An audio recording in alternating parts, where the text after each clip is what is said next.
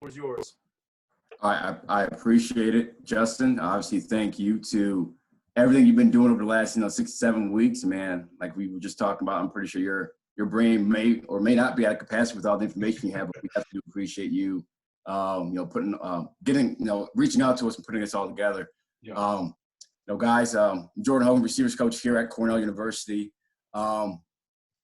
As we all have probably been doing, watching a ton of coaches, whether it's offensive, defense, or special teams, and trying to grow in the craft. I have been watching a ton of receiver coaches, whether it's being on here or just on YouTube or on the other types of group chats that we have going. And for the most part, everybody's been talking about techniques and fundamentals. So I kind of want to go in a different way, just because I think we would all agree that for the receiver position, we all speak the same language. It may be in a different accent. We may maybe switch up a word here or there, but for the most part, we're all talking about chest over knee, knee over toe. Getting skinny, giving the defensive back a half man, when you're released off the line of scrimmage, attacking the football, chest over your toes when you're at the snap, when you're snapping down. So I kind of want to go in a different direction. Now this is just my take. So I wanted to take you through how I go about putting together my receiver Indy, and then just some of the things that I have the receivers doing throughout the practice week, whether it's watching film. I'm actually going to show you a lot of the documents that myself and that the offensive staff uses at Cornell, as far as grading sheets, how I actually grade the receivers, tip sheets, the types of formations and hit charts that we will give the guys on Fridays and things like that. So it's going to be more of a practice preparation clinic. Now, if you do have a question about techniques and how I teach stance to start and things like that, I will more than happily answer that question for you.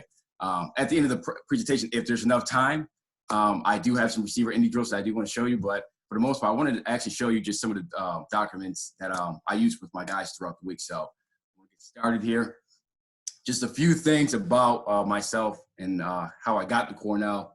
I'm entering my 8th year as a collegiate coach. Only position I have coached has been receivers. I'm not opposed to coach or working with another position, but so far receiver has been the only one I have coached so far. Played my collegiate ball at SUNY Brockport. For some of you guys who are not from New York, SUNY Brockport is in New York, just outside of Rochester. Division III, really good program. They've been killing it the last 4 years for Coach Mangone as a head coach. He was the offense coordinator when I was playing there, and he recruited me. So I know he's been doing a great thing over there at Brockport. Basically, right after I got done playing, as soon as I got my diploma, basically got right into coaching. Buffalo State College, which if you would Buffalo State's in Buffalo, New York, Division III. Was there for 4 seasons. Really enjoyed working at Buffalo State. Division III program, so a lot of tough work, carrying many hats. But it definitely helped shape me as a young coach. We had some good teams. Definitely had some good coaches on those teams as well, that I definitely piggybacked off of and definitely learned from. From there, I spent like 4 to 5 months at Stonehill College. It's just outside of Boston. Really good high academic school in the Indy 10. That was awesome. I got hired there in March of 2017. In June of 2017, I was working Cornell's football camp. That's where I met Coach Villapiano, who was our offensive coordinator. I met Coach Archer, our head coach. And they just saw me working with the receivers, getting after it a little bit. And they pulled me off to the side and wanted to know if I wanted to interview for a position on the staff.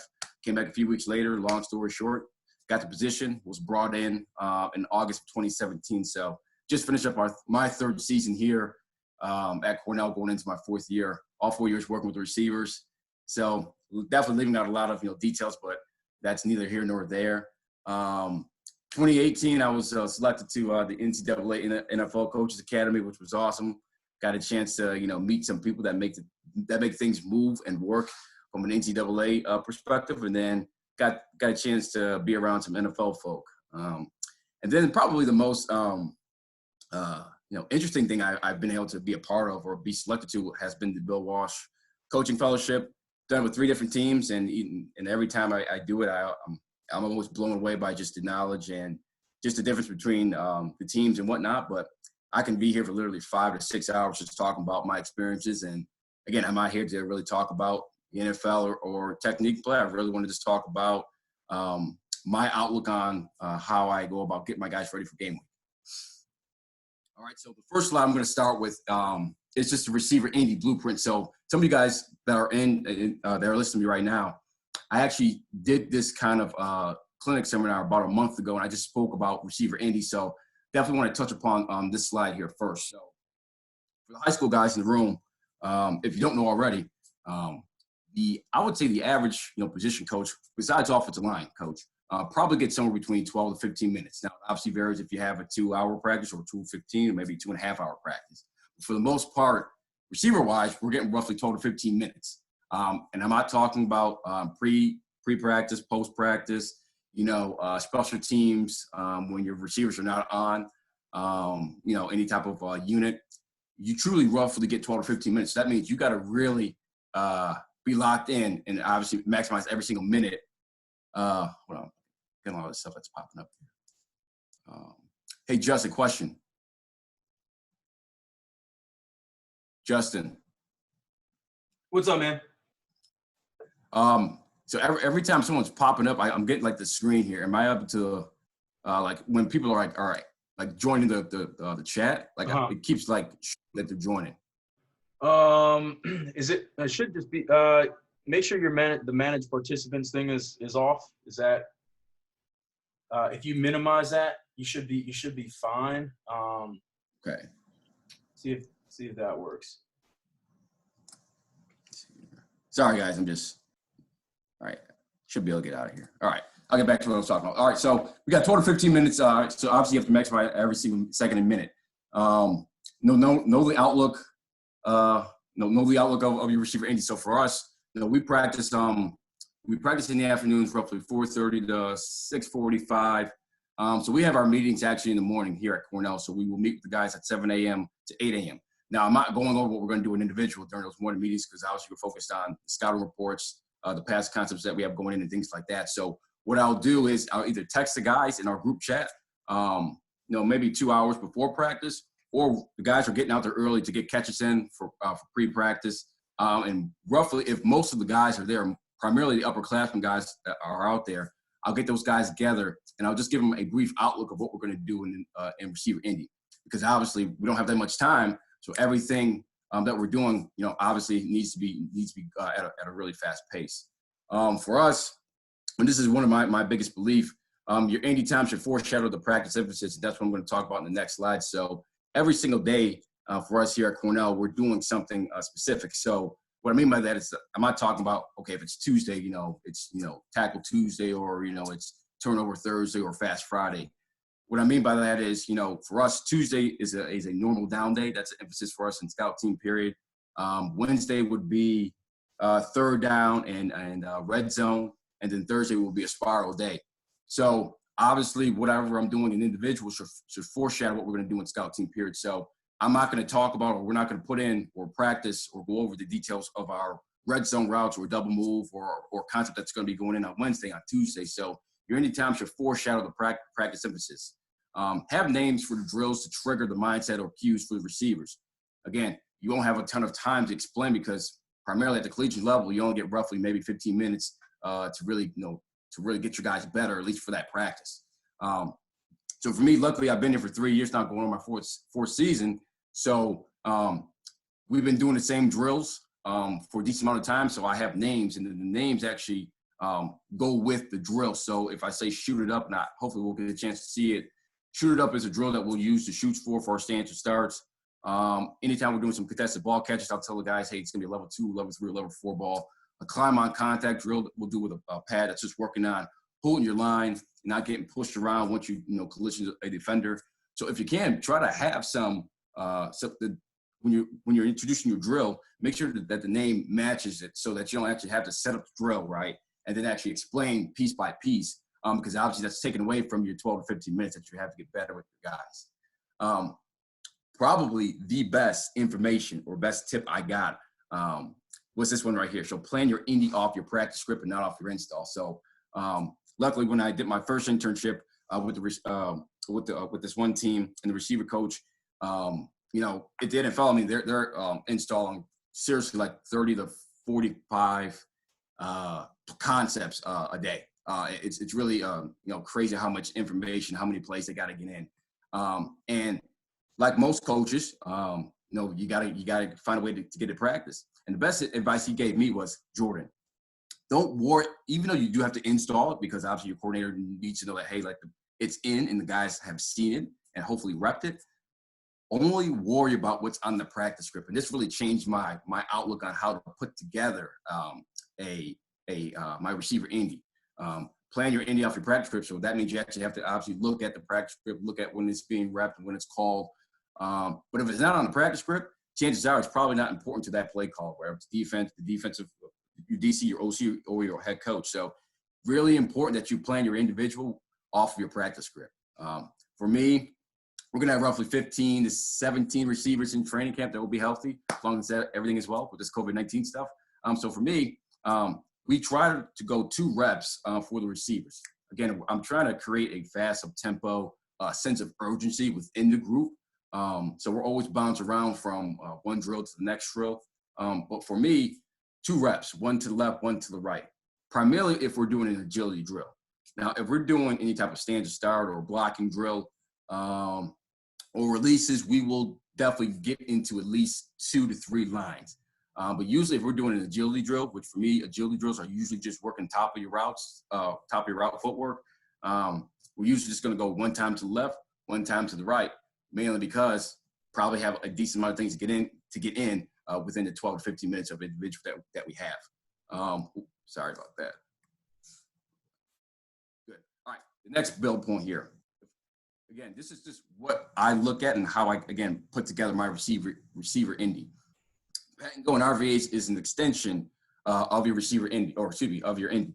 So let's say if we're going up against a team that, has a lot of pressures and they're going to be playing a lot of, mug technique, or they're going to be playing a lot of catch man or cover 1, cover 0, or they throw out a lot of different personnel. I may want to spend a little bit more time with working releases or working hand combat or working footwork instead of maybe, starting my indie off with doing an agility drill or doing stance to start. That being said, what I'll do is when we get to routes on or pat and go, and I'll explain what pat and go and RVAs is for us, I'll combine a couple of things in our RVAs. So just understand, like, you may not have enough time to get in all the routes and all of your normal daily drills that you'll do every day.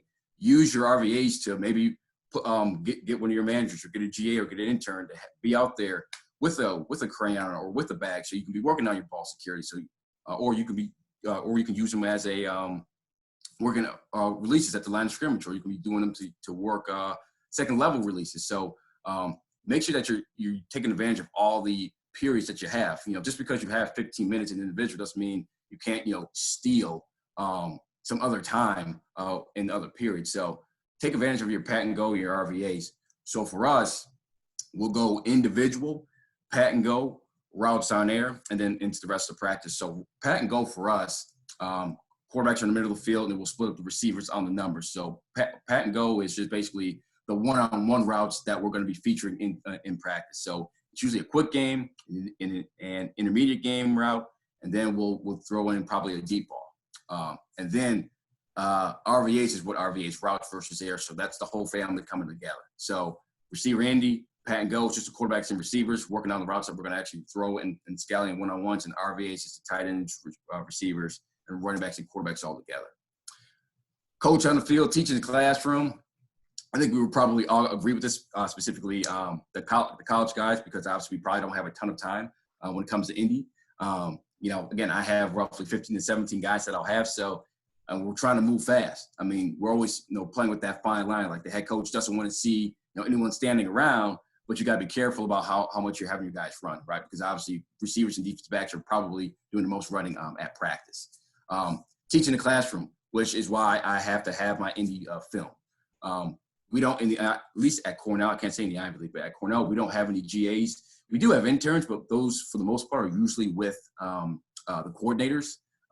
So for me, I don't really have, an assistant. Sometimes I'll have a manager, and they will film for me, but I don't have like a specific an assistant receiver coach that will be with me. So I dwell a lot on getting everything filmed. So And for the high school guys, if you don't film your pat and go and your RVAs, I would highly suggest you doing that, so that when a kid comes to you with a question about why something didn't work in one-on-ones, you can go back to probably, why a route didn't work in one-on-ones. You can go back to your RVAs, your pat and go, and be able to find the problem. All right. And then progression here for us, again, I kind of already went over it again. Our Indy to your RVAs to your one-on-one, scaling in the team. Again, I kind of went through that pretty fast because there's some other slides I want to get to, but in a nutshell, this is how I kind of put together my receiver Indy. Again, the biggest thing is I got 12 to 15 minutes to be able to get in whatever it's routes, releases, top of the route stuff, secondhand combat, things like that. So that is how I kind of go about putting together my receiver Indy. Next slide. Okay. So now we're going to kind of talk about just the practice week now. So the film review and scout reports, which I think you guys will probably find is really interesting. All right. So I'm going to kind of not so much walk you through, but I'm going to jog you through this week here. So we play a game on Saturday. All right. So Sunday, the guys will be off. Excuse me. Monday, the guys will be off. So Sunday, the guys are in. It is now 11 a.m. They'll come in. They'll live from 11 to 12, and then we have them from 12 to 2. All right. Obviously, we'll grade the film out as the offense or as the full staff. We'll come in early and obviously have them graded out so that by 12:30, when we meet with the guys unit-wise, they'll be able to have the grades. Monday is their day off. All right. So now I'm going to pretty much talk to you, how do I want the receivers to watch film? So I know when I was at Buffalo State, I did a poor job of actually defining how to watch film. And I got a couple of slides that's going to really, be able to show you how we do that here, at least in my room. But Monday they have off. So their job is to watch the entire game of the opponent that we just played. So obviously the game that they just played on Saturday. Tuesday, again, as I mentioned in the last slide, Tuesday is a normal down day for us. So it's really important that the guys throughout the day before practice that they're watching at least 12 to, I would say 25 snaps, 15 to 25 snaps of the defensive linemen to 2x2 and 3x1 formations for us. So again, it's only going to be normal downs. Tuesday mornings, the receivers will get a DB film review sheet that they are supposed to fill out. All right.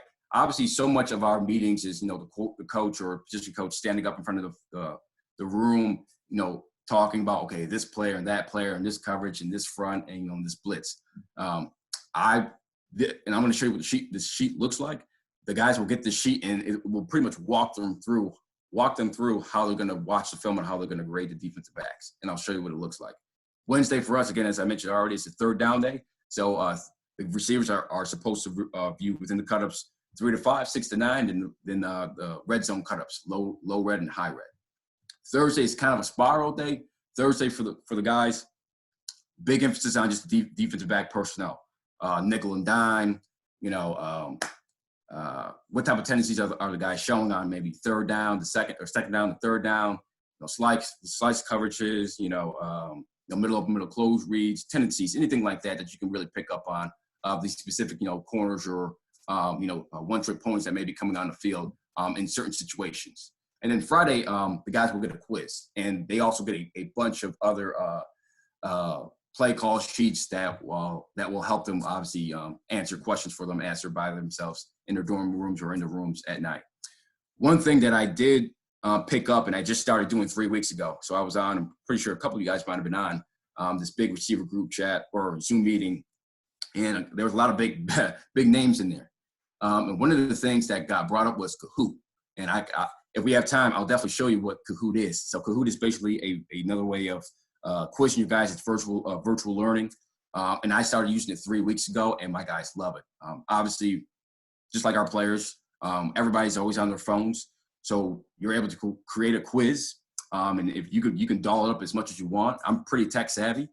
So what I'll do is I'll create the quiz on my laptop, and then I'll download it on my phone, and I'm able to send it out to the guys. So this is definitely going to be something that I'm going to emphasize with my guys when we get into the regular season.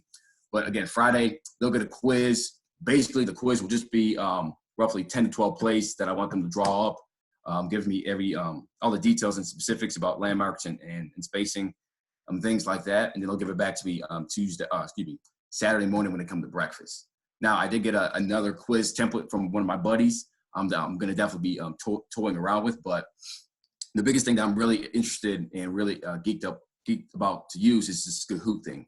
And if you're not on it already, I would highly suggest it. It's really easy to use.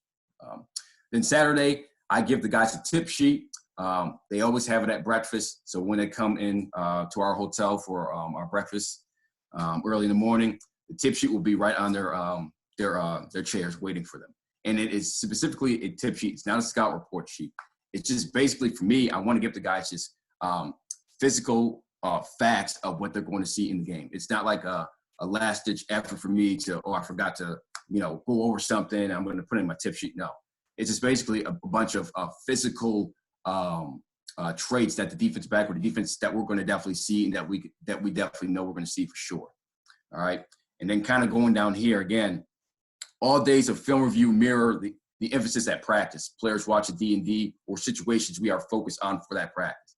Again, Tuesday for us is a normal down, so the guys need to already have an idea of the types of coverages and leverages that we're going to see before we even get to practice. If they don't, shame on you. You're not preparing yourself well for the test, which is going to ultimately be taken Saturday when we're playing the game. All right, and then the same thing for Wednesday's third down. Thursday is spiral date, and Friday is quiz, and they're getting a bunch of documents from the staff. All right. So these next three slides, I'm going to actually walk you through just so we played a game. I'm going to show you just kind of how I grade the guys. More importantly, how the offensive staff uses our templates here. So this is just a basic template that we'll use for the guys here. So got the players here, the number of plays, negative plays here, and then the percentage. I'll make sure I look at the loaves, the number of loaves or the inmates that they'll have here, the drops. As you can see here, this is basically just the cover sheet, all right, just the cover sheet that we'll give the guys. And each position coach is a little bit different. So the O-line coach and the tight ends coach may put a little bit something different up here, but this is just the main cover sheet that I use for the receivers. Okay, so let's say, so in this case, this is actually like the bulk of the packet or the bulk of the grading that the guys will get. So we got 12 plays on per sheet. So if we ran, I don't know, 75 to 80 plays, and I mean, they could get a packet of roughly 8 to 9 pages, right? So you can barely see any of the information here, which I did that on purpose, but you can see the play number, all right, the down and the distance, the yard line, the personnel, all right, then play call. And then for me, the guy on staff who does a great job of putting this all together, he actually makes me 4 boxes so that I can just have, basically the positions that the receivers are on the field. So there's an X, a Y, a W, and a Z. Now, for us, we do play with the tight end, but sometimes we'll go 10 personnel. All right, so if there is a receiver in for the Y, I'll grade him. All right, but the T means for technique, all right, and then E means for execution. So I do use the plus and the minus, which I'm pretty sure we all use. But the next slide is going to really allow me to go in depth into how I'm able to be extremely specific with some of the things that we're looking for, at least I'm looking for when I grade the guys. All right, so we have the cover sheet. We got the meat and potatoes here when they're getting their packet, their grade sheets from us, and then obviously we have the comments here. The next slide, all right, is I think something that you guys probably will like a lot. So when I was with, I'm not going to name the team or the coach, but when I was, again, doing one of these NFL internships, this is how the receiver coach there graded the receivers. And I've switched up a bunch of his terminology, obviously, into mine. So you're going to see here, so you have I have my players' numbers up here, right? And then obviously you have, so we're known as the DB killers. That's just something that we go by in our room. And I know my buddy Jerry Taylor of Columbia, he spoke, I think last week on just obviously having a name or having an identity for your room. Firmly believe in what Jerry said. Definitely, we're on the same page with that. So in our room, we're called the DB killers, and the guys love it. But you can see down here, down this column, are all the things that I'm looking for to grade. All right, and then if they get docked off for one, it's on a money system. Now, again, I got this from the NFL, my buddy. Obviously, I'm not charging the guys if they slip on a route. I'm not charging them $2, or if they MA or if they drop a pass, I'm not charging 10 or $20. I believe, when he uses this in the NFL, the guys actually do pay the money. Then at the end of at the end of the season, they pull all the money together, and then they go out and have a nice big steak dinner, or they go out and fellowship as receivers. In my room, obviously, I'm not taking money for the guys, but this allows me to be able to go back and to see, like, are these guys, or are you trending in a good direction or in a bad direction, as far as maybe loafs or physicality or poor finish. And these are all things that we talk about throughout the week, or throughout the year in the room. So, and obviously you can see there's probably more negatives, right, all right, than positives. Now there are some positives down here. You got your active hands, sweet catch, big blocks, third down conversions, touchdowns. I will add up all the money together, and I will post it to the guys. But this document isn't so much for the players. It's really for me. The guys really care about the cover sheet. All right, the final grade, and then the loafs, and then the comments. Again, this sheet right here, this just allows me to see, okay, all right, player, whatever, player number, see here. All right, player 10, all right, you had 3 or 2 MAs this game, all right, you're starting to trend in a bad direction. And what I'll do is I'll be able to compile a list of, how many times he's been loafing, or, maybe how many times he's had a poor finish or missed blocked. It just allows me to kind of have some ammo, so that when I go to, hey, man, you're about to get benched, or I'm putting in somebody else for you in practice, all right, I can have all the ammo right here to be able to document it. So I'm more than happy to share some of these documents with you. Obviously, this is being filmed, and you guys can definitely go back on Justin's Google Drive and be able to look at this stuff. But if you need help kind of, making this grid, I'm definitely, here to help you guys out. But again, in a nutshell, this is kind of how I will, kind of present my grading system or grade the guys. And if anyone has any questions about it, just obviously, just let Justin know, and then he'll fire them away to me. So how do we watch film? Again, kind of going back to the question of, like, all right, guys, go watch some film, but what are they watching? Like, my first year at Cornell, the quarterbacks coach brought me into his room, and he actually showed me what the quarterbacks were supposed to look for when they're watching film. It's funny, like, if you have freshmen and sophomores in the room, like, they're probably just gonna be watching the whole screen and probably watching the whole play as a movie. When you actually need to train their eyes to be able to watch for certain things on certain downs, or on certain packages, or certain times in the football game. So this is what, and this is how I communicate to the guys. But this is more importantly, this is how I train the guys to watch film. So for us, preparing the mind for the battle, flooding zones, occupying defenders, and having a dude is how the pass game is constructed, at least for us here at Cornell. So, and I'll go down this really fast. I'm not gonna really go into detail about it, because, hopefully we all as coaches, know about these things. But just when we're watching film, one of the first things I always talk about with the guys, are they field and boundary, or the right and left corners? All right, safeties, alignment, hash or formation. How do they line up? How do they line up to a 3-by-1? Are they 3-over-3 or 4-over-3? The backside of number 1. All right, now we finally have an X in our offense, so we're definitely going to be taking advantage of that, as we did the last 4 games for us at Cornell. Obviously, you need to be able to get your triangle read, and obviously you need to be able to know the personnel packages. Normal down, third down, red zone, nickel and dime, goal line. You need to be able to know the different types of packages that are going to be deployed for the defense. And what box do you get in a 3-by-1 or in a 2-by-2 set, empty and quads? The depth of the safeties on passing down versus regular downs. And obviously, linebacker pass drops, run fits, man techniques. And then go-to moves for the DBs when they're looking to disengage off the block. So in a nutshell, guys, this is, again, what I'll give the guys of how to watch film. Again, you need to train their eyes, because so many times as young, I know when I played, I'm pretty sure when we all played, like, I'm pretty sure we were telling our coaches, yeah, I'm watching film, but are they watching the right things? Are you keying their eyes, in the right areas on the football field? And again, I kind of got this from our quarterbacks coach. He did a really good job with our quarterbacks, just making sure that, hey, they're watching the right things. That's one of the main reasons why with the film, going back to this slide here. Hold on one second. It's very important. Jeez. Arrows are not working.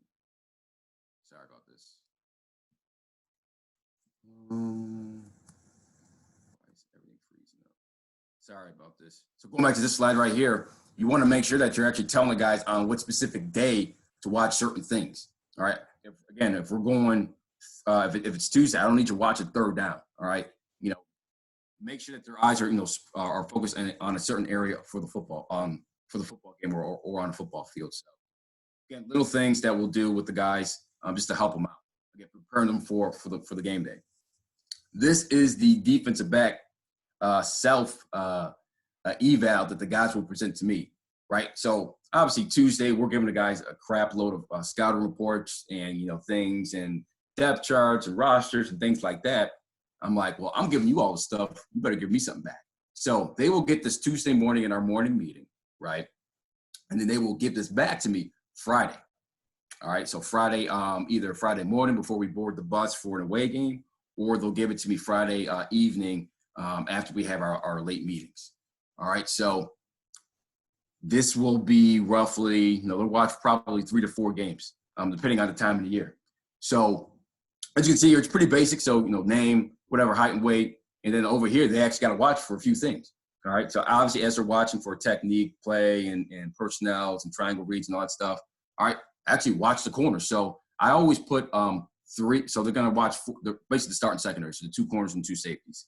So I'll put 3 on the front of the sheet. So 3 will be on the front of the sheet, and then 1 will be on the back of the sheet. Obviously, it's cut off for formatting purposes on here, but just want to give you guys just a viewpoint of what I have the guys actually fill out. Again, so much of the scouting reports is, as coaching staff, we're giving them something. Well, I need you to give me back something. I want to actually see if you're watching film or not. And I have the entire receiver room fill these out.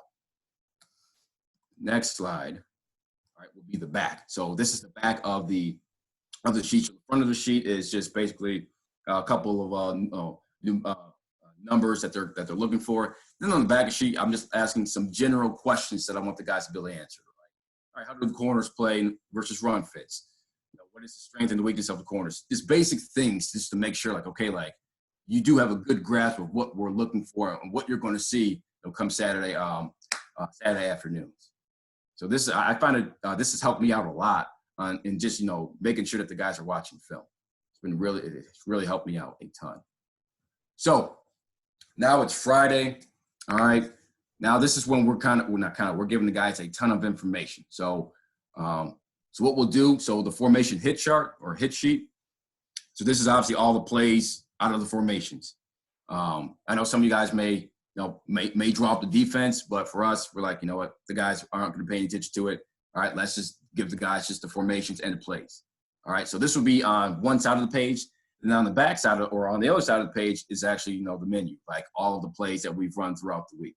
And one thing that Coach Villapiano is really good about, and we are good about as an offense staff, obviously, I'm pretty sure we would all agree, we're only going to put on the actually game script or game menu plays that we practice. Now, as a staff, this thing will be up to against certain teams, we could be up to 65 to 75 plays, and obviously as we go through practice, we're cutting things out because we just didn't get a rep, and we're really big on we're only going to call the plays that we rep. So this will be one sheet that the guys will get. The guys probably like this sheet, the hit chart, a little bit more than the menu, just because it's a lot of words, right? A lot of words, you're seeing all the formations here, and you're seeing the situations. All right, but this is a little bit more of a clearer picture, okay? I can actually see myself. I can see if I'm the W. All right, when we go trips right or left, all right, we're going to call these plays out of this formation. So I know in my room, the receivers 100% like the hit chart, where if I'm the quarterback, all right, I want to see the whole thing. I want to see everything right here. All right, the next sheet that we'll give them, and this is like Friday. So this is either we're at the hotel if it's a away game, or we're home at our team facilities. All right, so this will be one of the first sheets they'll get. All right, so sorry about your eyes here.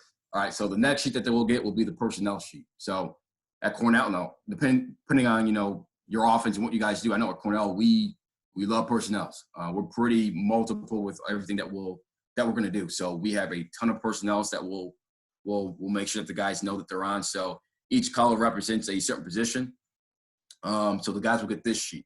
The next sheet that the guys will get will be basically the call sheet that the offensive coordinator has as well. So obviously I took up the plays here.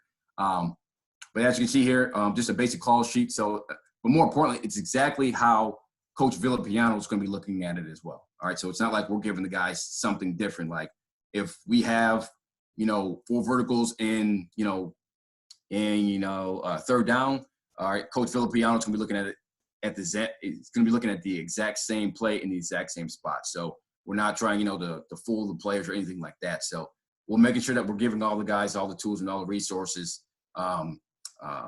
before the game. So again, they'll get a hit chart, they'll get the depth chart here, and they'll get obviously the menu and the call sheet that the offensive coordinator has as well. So this right here is a game day tip sheet that I personally create for the guys.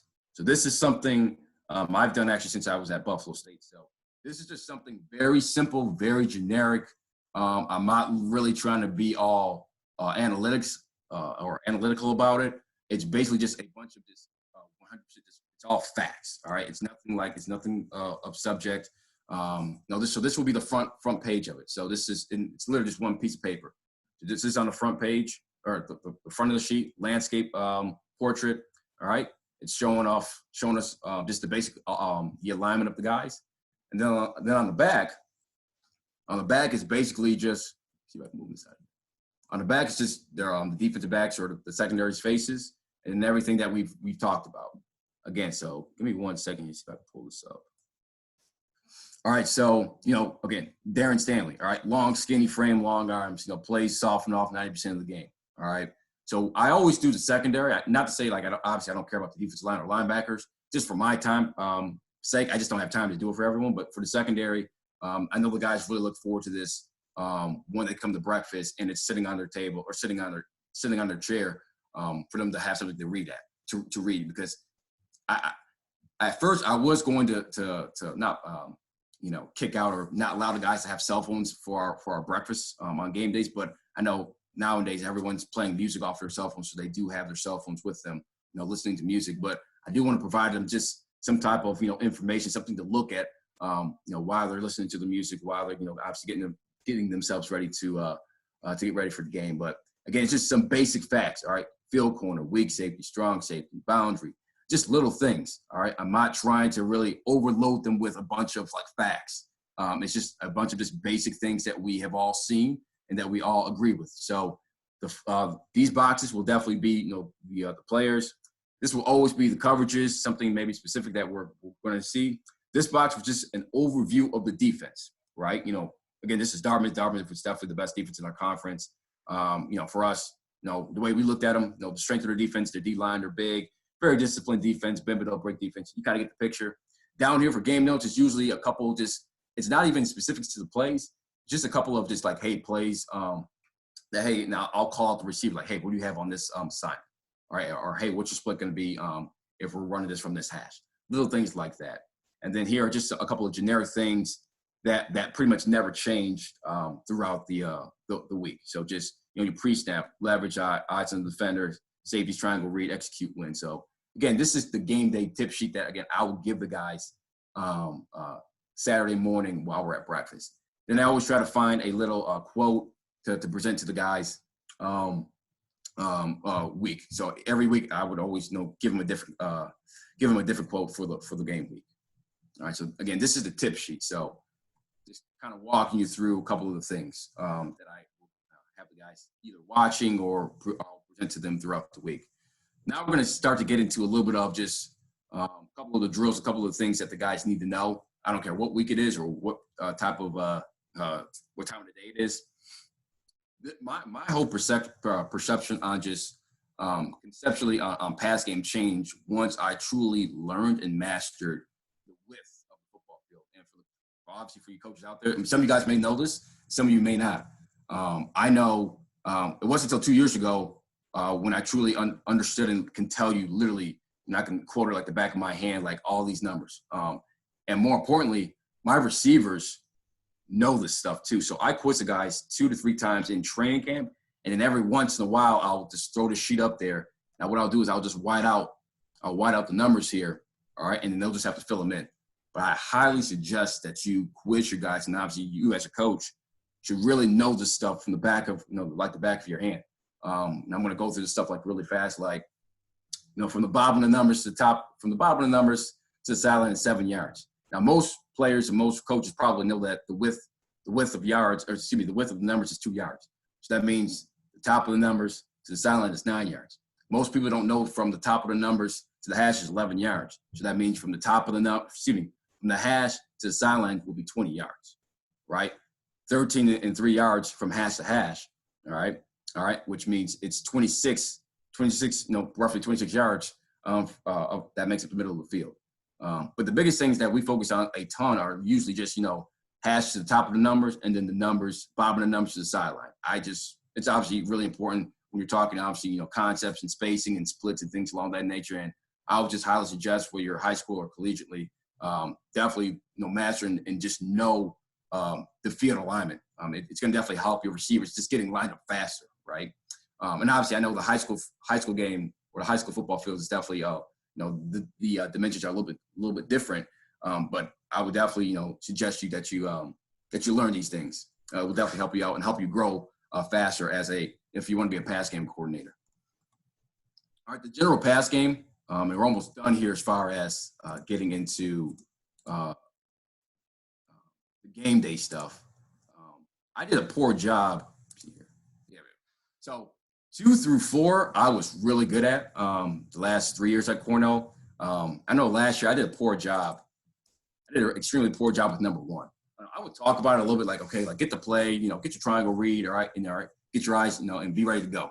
I need to do and I think I've done a better job, at least throughout my meetings so far via Zoom. But this is just what we're looking for when the receiver is in his stance. So just the pass game general mindset. When the receiver already has his play, he's in the stance to start, all right, what the hell should be going through his mind as the ball is getting ready to be snapped? So number 1, have a plan, pre-snap, get the play. So we aren't a huddle operation here. We're all signals. Come from the sideline. We'll have a signaler that will just signal to the skill. Excuse me. So he'll get the play. He'll assess the situation. Second, third down, where the ball is, assess the situation, all right, of the defense. All right, to triangle read. Then obviously we care about the split. All right. So for us, we're big middle close team. We don't really like to say 1 high or 2 high, which it's pretty much the same thing, but we like to talk in terms of middle open, middle close. Get your coverage, have a release ready to go, and then obviously you want to own your space. All right. Then from that, number 2, the drive phase, post snap. All right, run and threaten the defender with speed, attack with good pad levels, showing no indicators, eat up the space. 3, finish. Play with a sense of urgency. This is a term that I got specifically from the Baltimore Ravens. They use this term a lot in the offensive staff room. It's just something that makes a ton of sense when we're talking about the receiver position. Play with a sense of urgency at the line of scrimmage, whether we're getting off a press. Sense of urgency in your drive phase. More importantly, playing with a sense of urgency at the top of your break so you can get in and out of your cuts, right? So playing with a sense of urgency, your last 3 steps to me, all right? Again, this is just my take. Your last 3 steps of the route are the most important. Most important, geez, this thing keeps popping up. Run out of the route, all right, break, plant, drive, all right, is the terms that I use as far as, your last 3 steps. And then you want to obviously attack the ball with your eyes and with your hands. We never talk in my room about receiving the ball, even though obviously we are wide receivers. I always talk about we want to attack the football, all right, and do it with grace, all right. And then ball security, cover the tip, pin the elbow, no air, and then chin the ball. And then we talk a lot. I know the running backs coach here, Coach Nice, he does a good job of just always talking about weapons. All right, as soon as you get the football, all right, make something happen, put the ball, for us, obviously, the ball is close to the sideline, and then use a weapon. Be able to, to get yourself extra yards on your yak attempts. So just overall, again, this is something that the guys will know. And personally, I'll do a much better job of coaching. But again, have a pass game general mindset so that when the guys get set and ready to go, all right, they know exactly what to do. All right, pre-snap, post-snap, finish, and then obviously, ball security is non-negotiable. Obviously, we only exist because we have football. So we got to make sure that we're always 100% with that. Okay, next slide. So now we're going to kind of morph. Okay, we're going to kind of morph into. I'm going to go kind of faster with some of these drills. So the pre and post practice drills. I know Coach Fury has been spearheading the wide receiver tools on Twitter, and if you're not on that, I would definitely get on that and just follow it. It's probably not going to be up right now, just because obviously he's preparing for the NFL draft, so he has other things to take care of. But for all the receiver coaches and just coaches out there, I would definitely truly follow that. There's a lot of great information that's been spewed, whether it's NFL, college, high school. I know I've learned a ton from a lot of the high school coaches that have been communicating out there.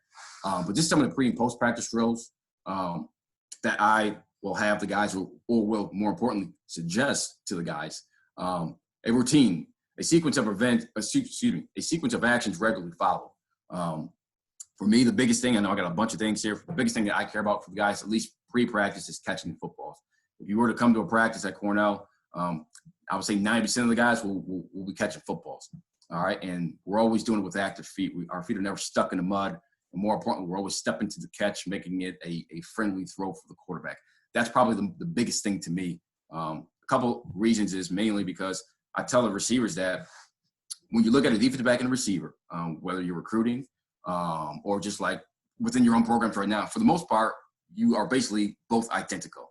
You're both long, you're both fast, you both probably are lifting somewhere around the same numbers, you're both athletic, you both can jump. The biggest difference between us and the defensive back is that the defensive back has terrible ball skills. As a receiver, that's what you're pretty much brought in to do. That is your professional trait. That is something that you can hang your hat on. You have natural hands. All right, so that is something that at least pre-practice we are doing a ton of once the guys get out there. Obviously, if some of the guys maybe need to work on getting out of cuts, we'll have different things out there for them to do. So hand crayons, for line of scrimmage hand combat. We'll have the shoots out there to work on some stance and starts. We'll have some cones out there just to get the feet activated and alive. And then we'll have some hoops out there too to work on stacking and speed cuts. And then we'll stretch, definitely post practice. But these are a couple of things I'll have the guys do. But to me, as a receivers coach, catch. That is the most important thing because that is your trait. At least when the game is being played and if you're in the game, like your job is to catch football and obviously make things happen post catch. And obviously, if you do post practice, get your guys on the judge machine. And obviously, you want to always have them moving. I don't really believe in stationary targets because obviously we're probably never really stationary. We're always probably going to be on the go, whether you're finding green grass and sitting and stopping for maybe a tenth of a second to a full second. But for the most part, you're probably going to be moving or you're going to be collision or there's going to be somebody on you. So I'm really big about catching as many footballs as you can in practice. And for us, because, again, going back to my first slide of receiver Andy, we're only getting 12 to 15 minutes. And if you have a big group, you have to find ways to get more catches to your guys.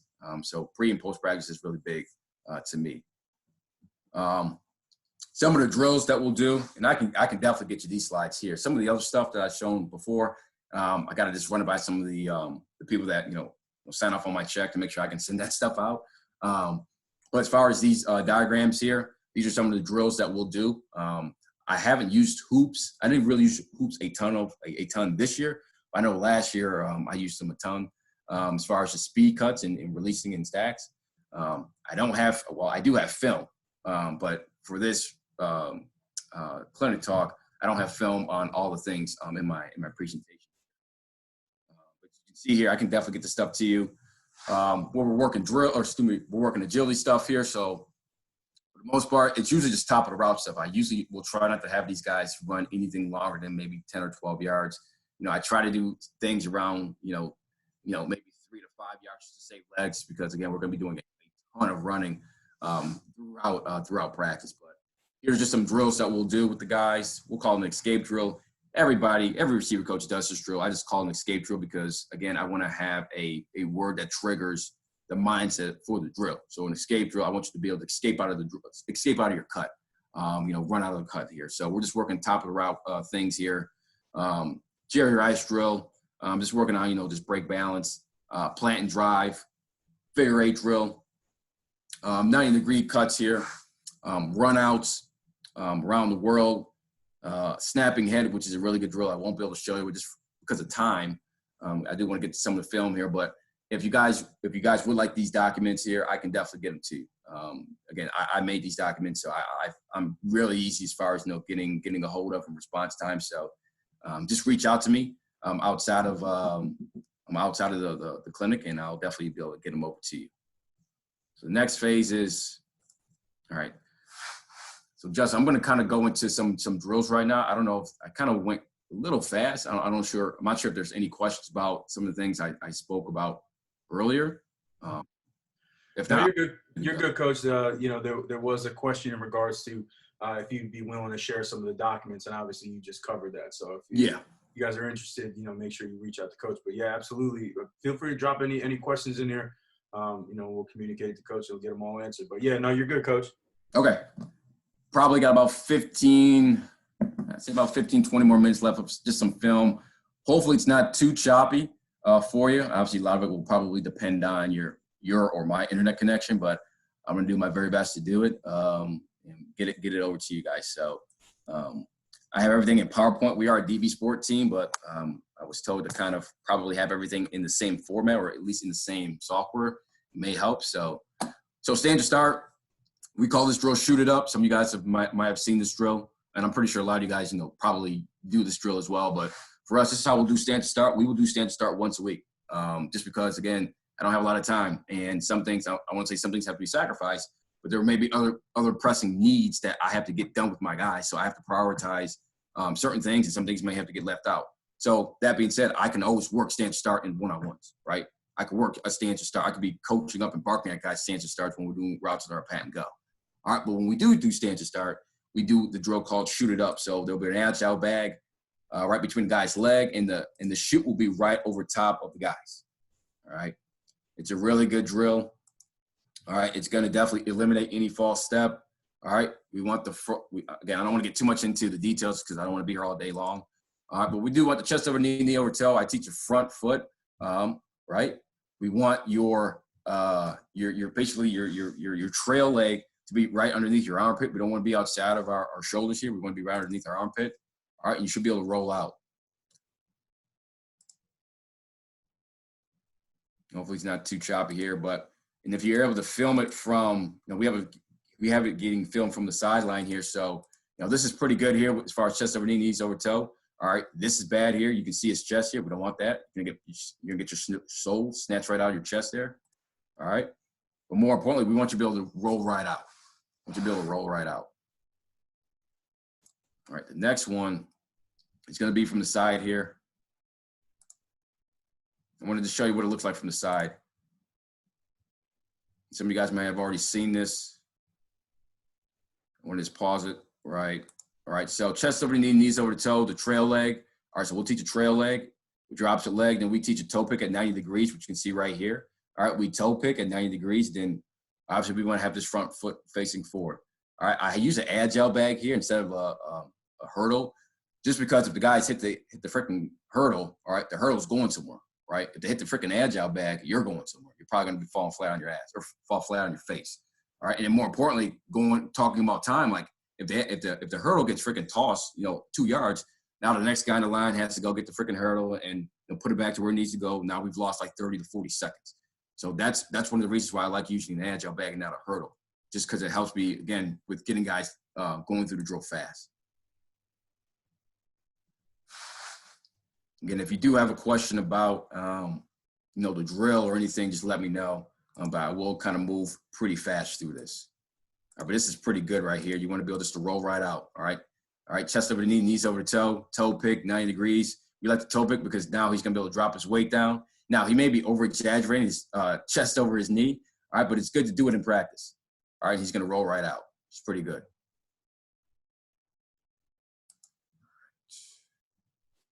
All right, the next drill, speed cuts.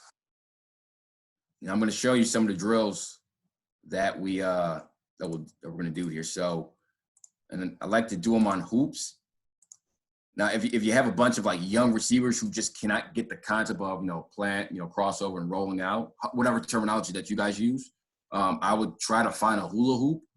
More importantly, you know, all you need is a half of a hula hoop here. All right, so don't worry about that one. So we're working on our daggers. So our daggers is what we call our 10-yard speed digs, right? So I have it stationed at roughly 8 yards, all right? And then we're just going to just run the hump. All right, we're just going to run it, all right? So good coaching tool for guys that are just struggling to, you know, be able to plant, crossover, and roll out. Oh, boy. Sorry about that. Good use of equipment here. You know, so this is like the end result. If you're really having guys struggle, I would have them start right on the hoop right there. All right, just have them just work on the last 3 steps so they can get a feel, so they can obviously have a boundary or just have have something that they can run on. So these are all really good reps here. Just working on planting and rolling out, getting your head back around. As soon as you go to open up that hip, I teach the guys your head and your eyes need to follow. The ball's coming right now. All right, speed outs, speed outs and speed digs are usually throwing timing. Specifically if you're throwing a big out, a 6-step speed out to the outside, obviously, that thing is going to be in the air before you probably come out of your break. So it's really important that you get your eyes on your next snap back around. All right, it's very, very efficient. It's a simple drill. Definitely, would suggest only if you're having guys, struggling, running speed cuts. If you have a good group already, just continue to do what you do. But obviously, I'm just trying to give you some simple drills here. The next drill I call it the sink drill. So I'll put a cone roughly 10 yards away, right? And at the end of the day, I want to see, can you touch the cone with your finger? So when I was doing one of these NFL internships, one of the guys or one of the coaches talked about when you're at the top part of your snap down, of your breakdown, you should be able to. So if my chest is on my toes, I don't know if you guys can see me or not, but if my chest is on my toes, right, all right, as I go to snap down, my head should be able to touch the tallest blade of grass or turf. All right, if you cannot do that, chances are you're probably not low enough in dropping your weight down. So in this case, because I don't have NFL prospects, all right, I'm not going to try and force and strain my guys from putting their hand on the ground, but I do have one of the little cones, all right, and that's all I'm having them trying to do right here. And I'll film them from behind and from the front. So the reason why I'll do this drill, if you have receivers that just are not getting low enough or pretty much snapping it down at the top of their breaks, all right, being explosive at the break point, I'll show them, like, hey man, you need to be able to get in and out of your cuts, and probably because you're not getting your chest over your toes.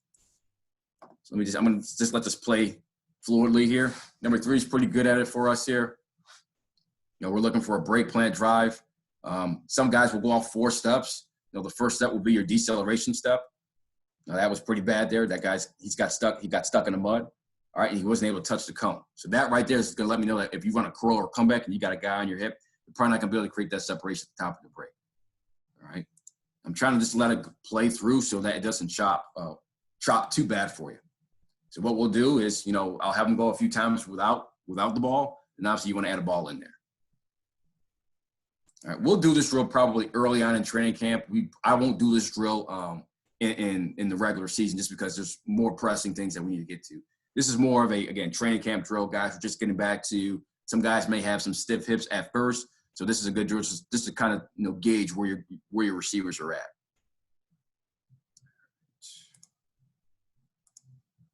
One of my favorite drills to do is a climb on contact drill. So I'm pretty sure every one of us probably does some type of separation drill at the top. Again, it's a separation drill, but again, I'm making sure that there's a name that matches what we're trying to get done here. So we're going to climb on contact. So you want to already start the defender or start the receiver. He's already in drive face, or he's already, covered 10 or 12 yards, right? He's getting ready to get collision at the top of his break, and then he's got to obviously push off or throw him off. So in this case, we're just working, a post or a slant here. I see you got a question probably. Yeah, there's a question here, Coach. Okay. Are you teaching that rotation with the ensuing steps after the snap down, their position better to run out of their break when running 45s? Or you just letting it happen naturally? Say it one more time. Are you teaching that rotation with the ensuing steps after the snap down, their position better to run out of their break when running 45s, or are you letting it happen naturally? I'm letting it happen naturally. Hopefully, now that a lot of that has to come with, the types of guys that we're recruiting, and, when we're going throughout the recruiting process and eval, hopefully, I'm seeing guys that are coming out of high school that can handle that type of, these types of cuts. So just working on climbing on contact here. So again, we're doing this drill because obviously once you get collision by a defender, whether it's a linebacker or defensive back, all right, he should never, I don't care obviously who it is, he should never, alter your route. Right? He should never determine where you're going to finish your route. So obviously, you want to put your receivers in a situation where they got to actually, show some strength, be able to, fight pressure with pressure. It's a term that we all use, we all say. Make these guys comfortable when there's a lot of hands and, grabbing at them. So we'll work this drill. So we call it climb on contact. I'm not going to show you the play here just for time purposes. I love doing this drill mainly on comebacks and curls. Specifically, if you got a really big ass and slow receiver who just obviously he's not threatening the defensive back or the defender, with his speed. So he's got to be clean at the point of at the break point. More importantly, he's got to be able to separate. And I teach the guys, you want to throw yourself, like this is actually pretty good. You want to throw yourself into the cut here. So boom, he's throwing himself into the cut, break, plant, drive, and we're out. So again, we all do the same drill here. All right. Now that was actually pretty bad. The name actually matched what we're trying to get done here. We're trying to climb on contact. All right. Now, what I don't like here is that, so number 82 here, and I don't want to get too much into details because, again, time. All right. As he's running, all right, you want to continue to run, though. Be able to power yourself through, pull yourself through. Don't just, use a chicken wing. We'll talk about chicken wings in our room. I don't think I'm going to talk about it here today, but you want to continue to run yourself through. All right.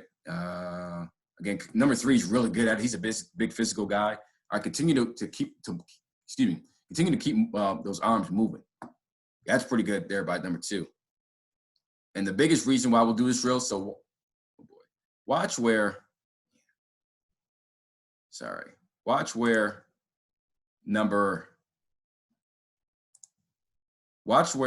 29 started at the middle of the numbers, right? And then he's about to finish right at the bottom of the numbers. This is like when I'm giving like larger talks and I'm going into details about these drills and my coaching points. This is one of the main reasons why I love doing this drill, because we all talk about, you got to stack and you got to hold your line, right? When you get collision. Well, he just lost half a yard if we're running an out, comeback, or whatever the route could be. All right, we're going to need that half a yard. So you got to build it, obviously hold that line, climb on contact, be strong, in the weight room, all right, so that you can obviously be able to hold your line out here. You just lost half a yard, so now the defensive back possibly undercut the drill, or undercut the ball here. So I love doing these drills. Love doing this drill. Again, 29, he's at the middle of the numbers. As soon as he starts running, this guy's strong. Now he's already lost half a yard. So really good drill for you guys to use. Arm bars. So I'm really big with second level hands past the line of scrimmage. So we've already released. We got the defensive back in old shit mode.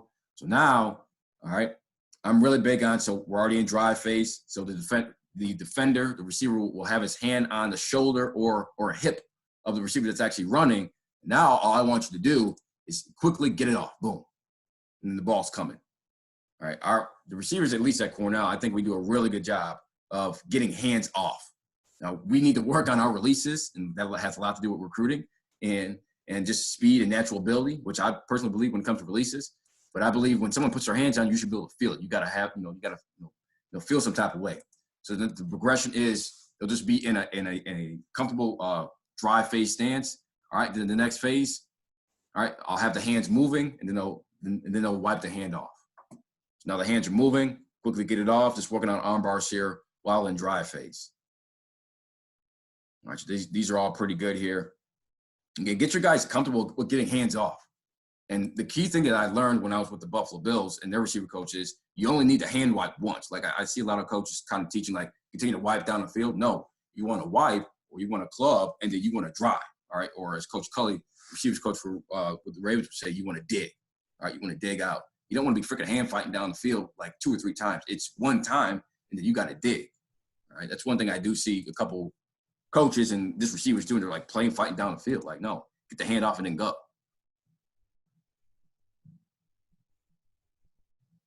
All right. Yeah, just showing you a few things. So, again, we'll do one time on the shoulder, one time on the hand, on the hip. So we're working high and a low arm bar. Boom. Got a question here, Coach. Yep. Does the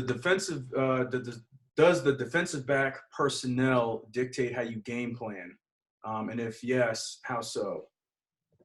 Oh yeah, absolutely. We're definitely trying to game plan for certain, personnel packages. Definitely. I mean, if we know that, specifically if it's, let's say if they're going to be in a nickel dime or a nickel package, and we're going to get we're going to get their linebacker off the field, we're obviously going to probably, maybe, be a little bit more RPO Maybe we want to run the ball a little bit more if they have a true cornerback in, and then a linebacker.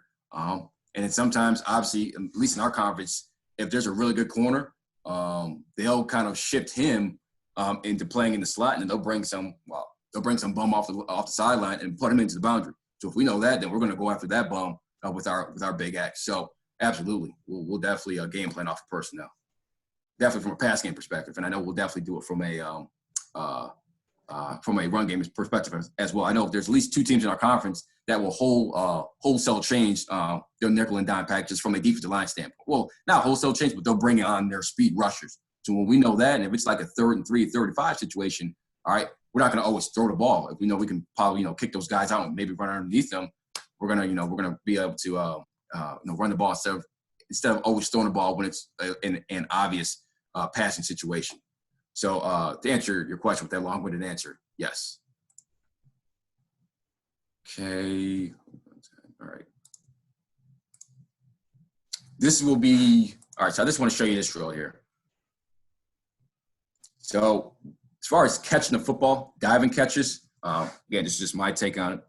When it comes to, diving catches, I think that's all natural ability. Now, we will definitely coach the finer points as far if the ball's below your belly button, pinkies to pinkies. But more importantly, what I coach about as far as diving laterally to catch football, all right, I talk in terms of you want to be able to survive the ground. So we teach a roll, a catch, tuck, and roll. And I know a couple coaches coach up the same thing, but for me, I just use a crash mat to really coach the emphasis on the roll so that the guys aren't afraid to actually dive or leave the ground. So all we're doing here is we're going to catch the football, all right, and we're going to roll. We're going to roll away from the defender. All right, what you don't want to do is catch the football, all right, and then leave it out there. All right, so we're going to see that's an okay one. You're going to see one right here coming up. All right, what you don't want to do when we're diving to catch a football, diving to catch a football is this right here. Sorry, I'm used to DB Sports, so this PowerPoint stuff is messing me up. So what you don't want to do is leave the ball out right there, because 9 times out of 10, the ball hits the ground, it's obviously going to be a completion. Or worst case scenario, you catch a football, ball's in your stomach. Now you probably lost some wind. All right, so I teach catch, tuck, and roll. So we're going to catch the ball and we're going to roll. So let me actually show you what it looks like in the game.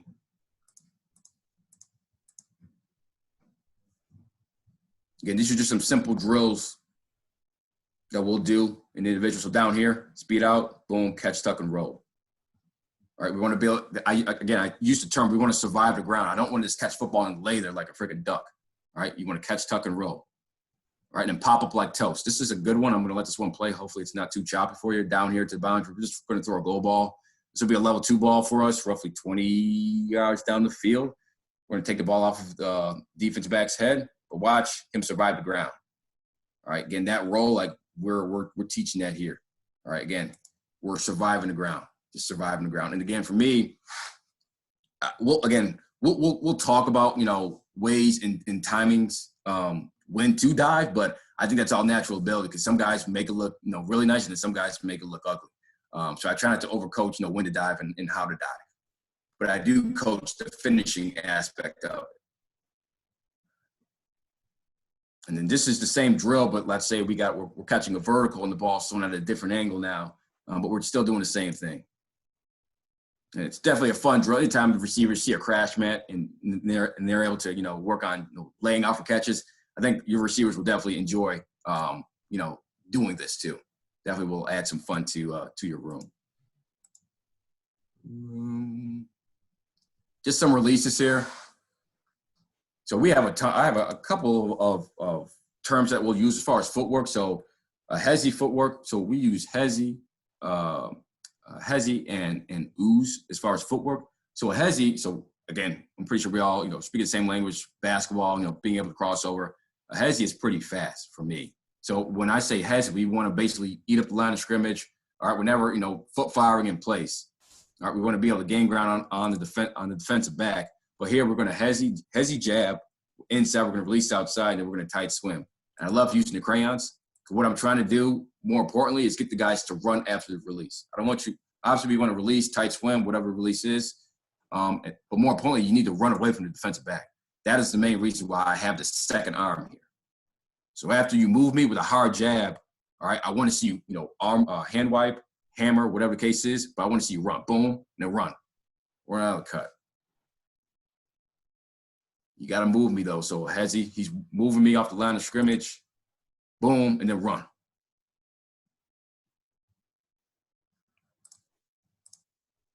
Some tight swim stuff here. So again, I just use the term tight swim. Sometimes I'll say double swipe with your hand wipers. We'll do all that stuff here.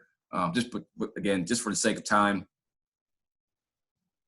just working on, for us, I'm teaching the guys anywhere from the wrist to the elbow we're trying to aim at. You want to obviously grab or swap or club that area. And then we want to be tight coming over the top. Obviously, you don't want to expose the elbow, expose ribs. I use the term, you don't want to high-five Jesus. You want to be nice and tight. Obviously, come over the top, get skinny, drop that inside shoulder. All right, and then obviously get to your landmark. So we're just working hands here. All right, again, we're doing the same thing, but I'm really big on getting that arm.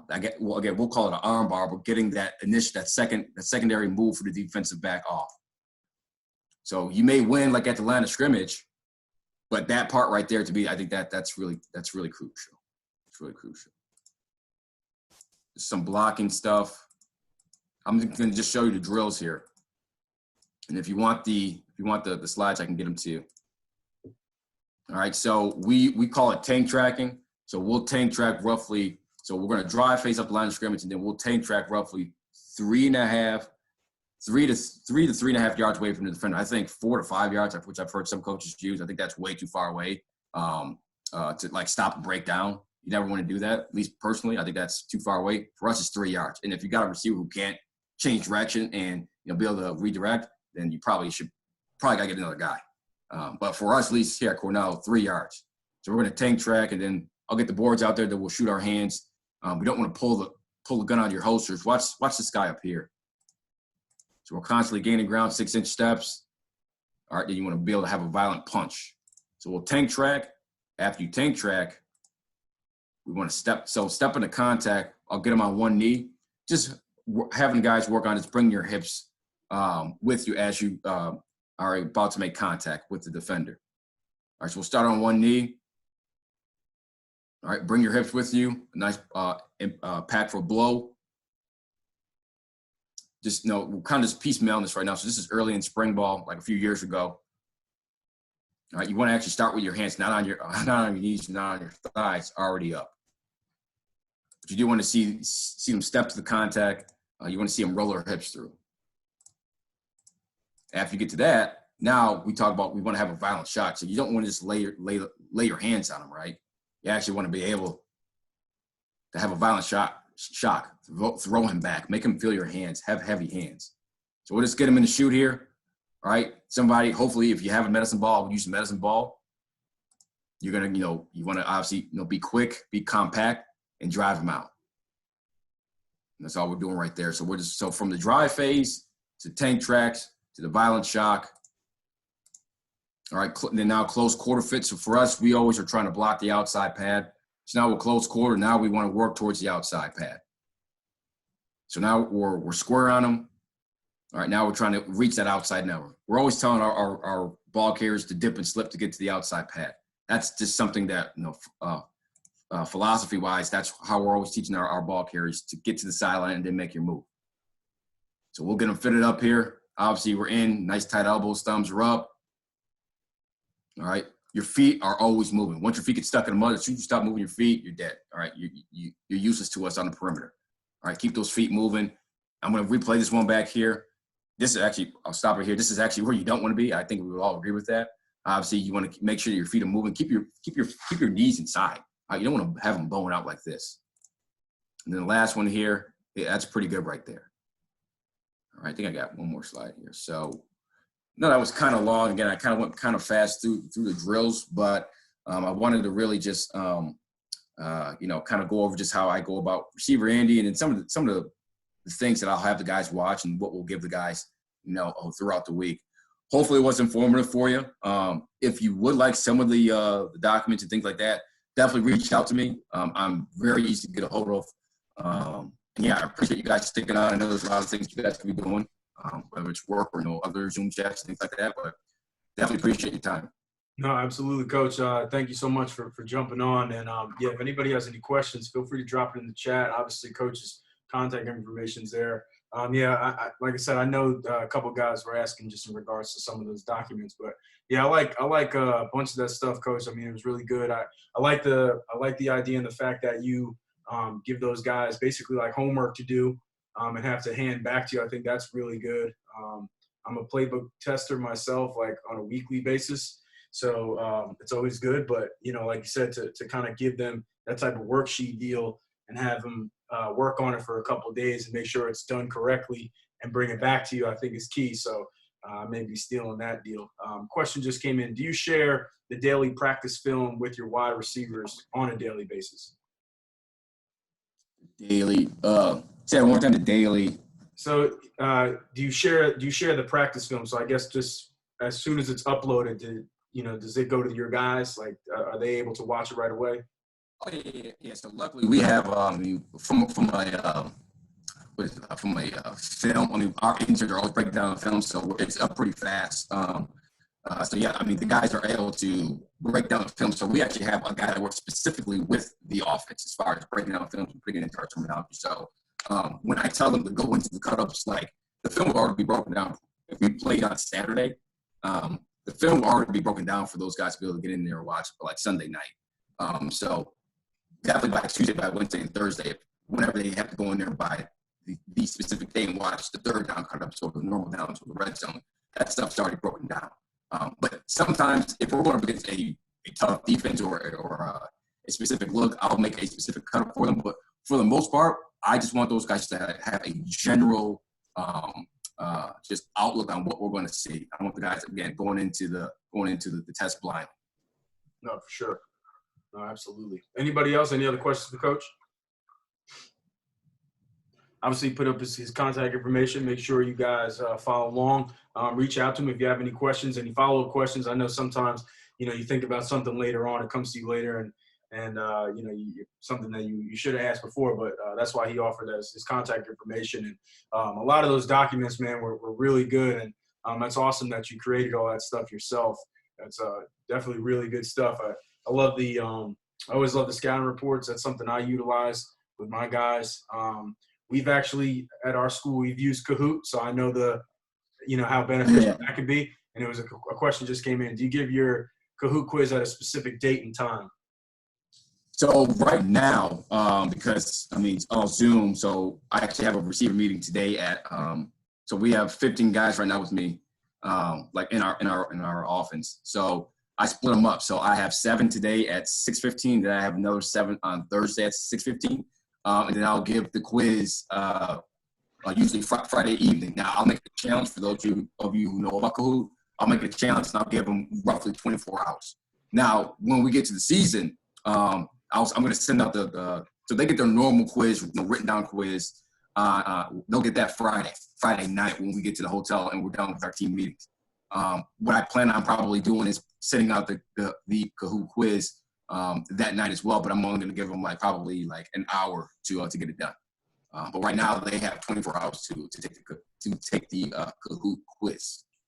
Yeah, that stuff is cool, and if you do it as a group too, it kind of makes it competitive, Yeah. right? Because the faster you answer, the more points you get if you guys aren't familiar with it. So the guys can compete and do it that way, which is pretty cool. So yeah. It blew my mind when everyone was talking about it the other day. I'm like, what were you guys talking about? Then I can actually, let me see if I have it pulled up here. I don't know if anyone's still here or not. Let me see. For those people who don't know what Kahoot is. So this is what we're looking at here. So we've got 2 quizzes already. So the first one was just our identity quiz. And so the first one was 13 questions. The next one, which was last week's quiz, internet's moving really slow right now. If it doesn't load, then we'll pick it. But so this one was the install. It doesn't look like it's gonna upload for me, so I'm just gonna stop Yeah, it's definitely worth checking out though, for sure. Yeah, please, yeah. It definitely, I mean, if as long, I mean, you don't have to be a rocket scientist as long as you're a little bit computer savvy. I mean, I spoon these up a little bit, so I'll put the plays on there. I'll put the concepts and what we're looking for in the fits and all that stuff. But I mean, they do a pretty good job of helping you out too. Simple. No, for sure. Well, Coach, I appreciate you jumping on, man. Appreciate all the coaches for tuning in. It was another great session. You know, I want to just thank all the coaches for taking their time out, and obviously thank you, Coach, for what you did, and you know, just the willingness to come on and present to us. It was, yeah, agreed. It was a great session, and I just want to thank you for that.